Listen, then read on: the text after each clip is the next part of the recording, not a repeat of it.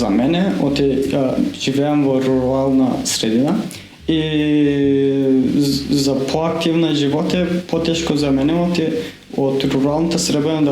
да дојдам во урбана средина со превозот, се плаќам со превозот и секој пат не можам да најдам превоз. Како предизвици за младите во Македонија го сметам самиот образовен систем кој не ни овозможува многу комуницирање едни меѓу други, напредување во самиот оци кој си го одбрал за студирање, учење и така натаму. Дефинитивно поврзувањето со